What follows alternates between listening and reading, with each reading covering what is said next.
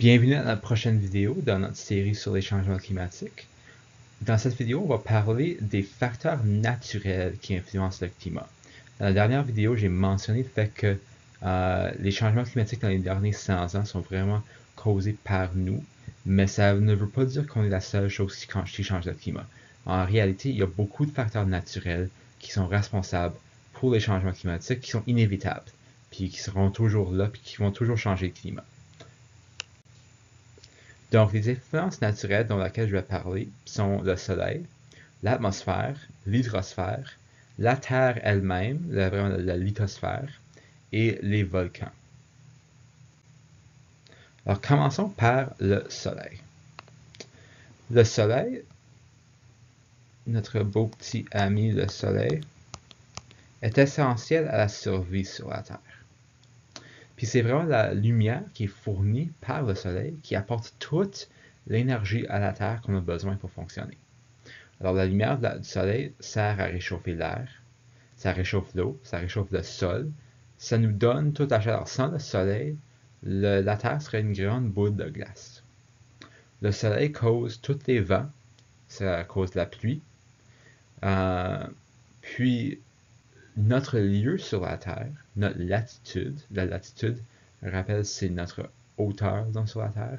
Alors si on est à l'équateur, on est à une latitude de 0. Au pôle Nord, on a une latitude maximale.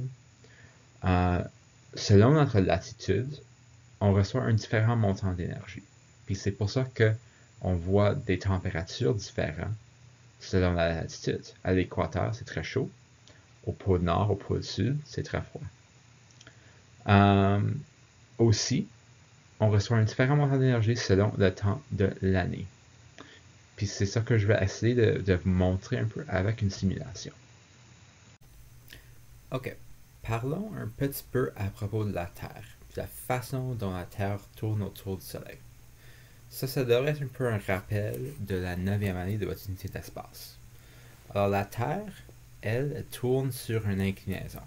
La Terre n'est pas droite, comme vous pouvez voir dans l'image à gauche. La Terre est toujours inclinée. Alors présentement, nous sommes au 22-23 décembre.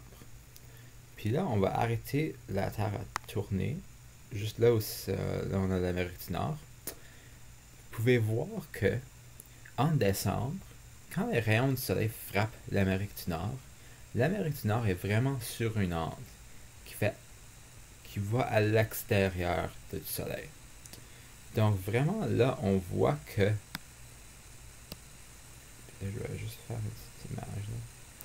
On peut voir que les rayons du Soleil, quand ils frappent l'Amérique du Nord ici, ils ne frappent pas l'Amérique du Nord très directement. C'est vraiment sur une angle qu'ils frappent l'Amérique du Nord. Par contre, dans l'équateur, au sud de l'équateur, par exemple ici, les rayons vont frapper la Terre beaucoup plus directement. Alors, oups, qu'est-ce que j'ai fait là? Alors, ici, la Terre va recevoir beaucoup plus de chaleur qu'en haut ici. C'est pour ça qu'en décembre, nous autres, on a l'hiver, parce qu'il y a moins de chaleur qui frappe la Terre. La chaleur qui frappe la Terre est distribuée sur une plus grande surface. Par contre, en décembre, au sud de l'équateur, c'est l'été. Ok, poursuivons. Donc là, on va aller en juin. Donc là, on est à l'opposé extrême de l'année. On va faire circuler notre Terre un peu. On peut voir que l'Amérique du Nord est maintenant inclinée vers le Soleil. Puis là, je vais juste prendre une autre petite image. Là. Okay. Donc ici, on peut voir que les rayons du Soleil vont frapper l'Amérique du Nord sur une angle direct. Donc c'est pour ça que, en été, en juin, nous avons notre été. Puis les rayons vont frapper le sud de l'équateur sur une angle. Okay? Donc la chaleur est distribuée sur une partie plus grande de la Terre. C'est pour ça que pendant notre été, c'est hiver au sud de l'équateur. En septembre, on a une situation où l'inclinaison est moins grande, donc on a une température qui est un peu plus tempérée. Même chose en mars. L'inclinaison en septembre et en mars, c'est plus ou moins égal. C'est pour ça que nos printemps, nos automnes ont des températures qui sont plus ou moins semblables. Bon, là on a parlé un peu de la Terre et pourquoi différentes parties de la Terre reçoivent différents montants d'énergie. Puis là, j'aimerais parler un peu de l'atmosphère, toute la partie au-delà de la surface de la Terre. Alors, l'atmosphère, ça s'étend de la surface jusqu'à 500 km dans l'air. Puis vraiment, il y a beaucoup d'atmosphère à laquelle on ne va jamais toucher. Les avions, eux autres, vont vraiment aller jusqu'à l'extrémité de la troposphère, qui est vraiment la partie qu'on connaît assez bien. Mais ça va beaucoup plus loin que ça. Et quand les gens pensent à l'atmosphère, ils pensent souvent juste à l'oxygène. C'est l'atmosphère, c'est ce qu'on respire. On respire que de l'oxygène, mais c'est pas vrai. La vaste majorité de ce qui est dans l'atmosphère, c'est l'azote. En fait, à peu près 80%, 78%. Le reste, c'est principalement l'oxygène, un bon 20% d'oxygène. Et là, on a de la vapeur d'eau et d'autres gaz et particules. Puis c'est vraiment les autres gaz là, qui vont avoir une influence sur les changements climatiques. Mais principalement, l'atmosphère est composée de l'azote. Là, je vais juste mentionner vite fait la couche d'ozone. Il y a beaucoup de gens qui pensent que c'est à cause du trou dans la couche d'ozone que l'atmosphère, que le climat change. La couche d'ozone n'est pas responsable pour les changements climatiques. Il y a des liens entre la destruction de la couche d'ozone et les changements climatiques, mais c'est pas la cause principale des changements climatiques. Et je vais parler un peu davantage de l'ozone plus tard quand on parle des gaz dans l'atmosphère, mais je veux juste établir maintenant que la trou dans la couche d'ozone n'est pas responsable principalement pour les changements climatiques.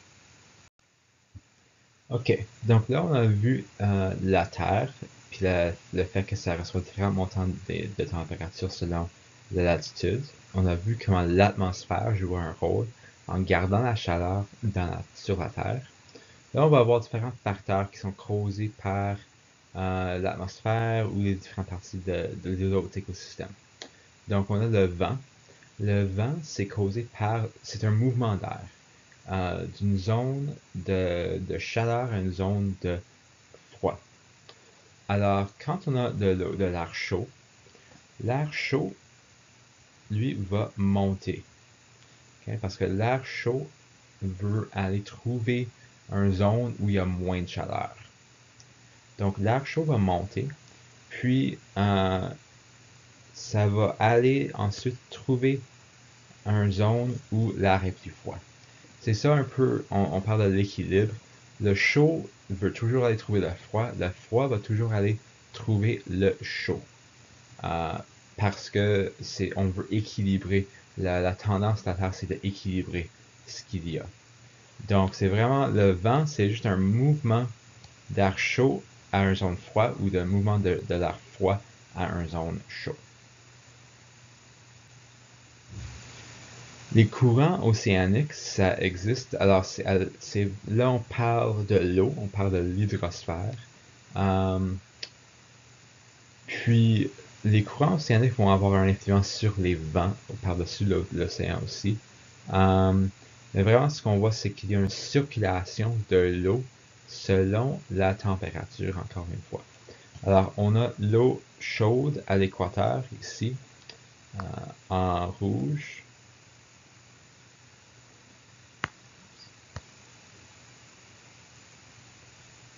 Puis cette eau chaude-là va monter en latitude pour aller trouver de l'eau froide. Puis cette eau froide-là va recirculer, va aller trouver l'eau chaude en bas. Donc c'est la même chose que le vent, c'est juste que dans les océans, l'eau chaude va aller trouver l'eau froide, l'eau froide va aller trouver l'eau chaude pour comme générer une circulation entre le froid et le chaud. Donc, la précipitation. Pourquoi est-ce qu'on a de la pluie ou la neige? Ben, encore une fois, c'est le résultat de l'eau, de l'air chaud et l'air froid qui se mélangent. Donc, quand on a de l'air chaud qui vient ici, puis qui rencontre une zone d'air froid, ce qui va se passer, c'est que l'air chaud va monter par-dessus l'air froid. Puis quand l'air chaud monte, le plus haut que tu montes dans l'atmosphère, le plus froid que ça devient. Puis l'air a de l'eau, il y a de la vapeur d'eau à l'intérieur. Il y a de la vapeur d'eau à l'intérieur de l'air. Donc en montant dans l'atmosphère, l'air va refroidir, puis en refroidissant, l'eau va condenser et va tomber à la terre.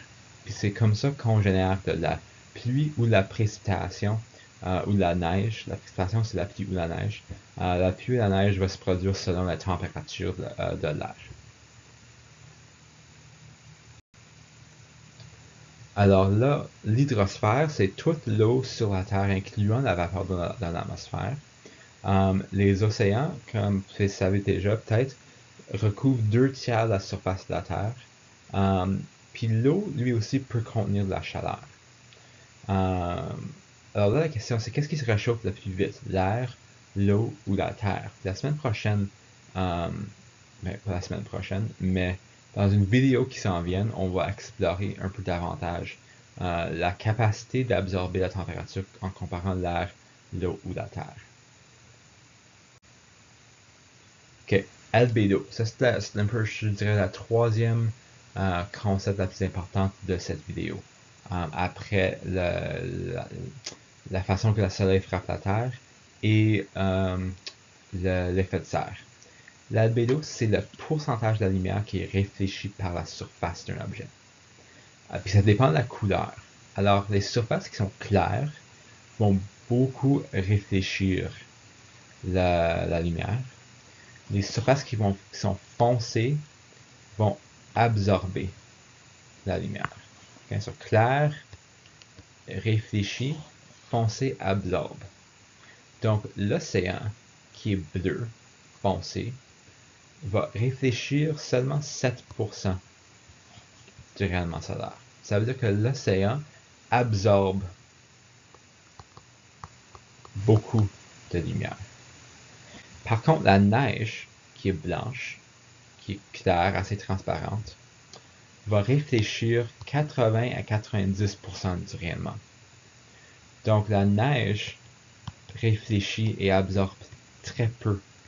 C'est comme ça que ça peut rester froid, parce que ça n'absorbe pas la chaleur. Qu'est-ce que ça veut dire? Ben, ça veut dire que dans les régions qui sont plus chaudes, qui n'ont pas de neige, ils vont absorber plus de lumière. Alors disons que ça c'est l'équateur. À l'équateur, on va absorber 70% de la lumière qui frappe la Terre. Par contre, au pôle Nord, où c'est très froid, où il y a beaucoup de glace,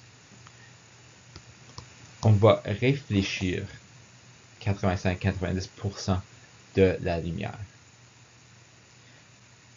On va parler plus tard des rétroactions, puis on va parler de qu'est-ce qui se passe quand on fait fondre les glaciers, les zones de glace.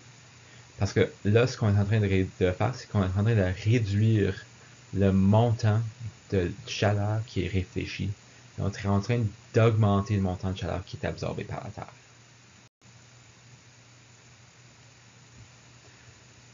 Parlons un peu plus de la Terre. Alors, la surface de la Terre est formée de plaques tectoniques. Ça, vous avez probablement vu ça en Géo 9e. Puis, ces plaques se déplacent très lentement parce que la Terre n'est pas statique. La Terre est toujours en train de bouger. Donc, aujourd'hui, nous connaissons la Terre comme ça. On a notre Amérique du Nord, puis les autres continents comme on les connaît. Mais il y a 250 millions d'années, tous les continents étaient ensemble. Puis c'est au courant d'une série de mouvements que nous sommes arrivés à la Terre comme on la connaît aujourd'hui. So, c'est important de réaliser que la Terre est toujours en train de bouger. Puis à cause que la Terre est toujours en train de bouger, on a la formation de montagnes, la formation de vallées. Puis ça va avoir un impact sur le climat. Parce que comme on vient de voir, quand l'air monte dans l'atmosphère, l'air se refroidit. Et on a de la condensation qui cause la précipitation. Donc autour des montagnes, sur une côté des montagnes, on va avoir beaucoup de précipitation. Et le plus haut que tu montes, le plus que ça devient la neige et le moins que ça devient la pluie. Puis de l'autre côté de la montagne, tu vas avoir beaucoup moins de précipitation. Et le plus que tu descends, le plus chaud que devient l'air, évidemment. Les volcans sont aussi le résultat du mouvement des plaques tectoniques. Les volcans se trouvent où les plaques se rencontrent.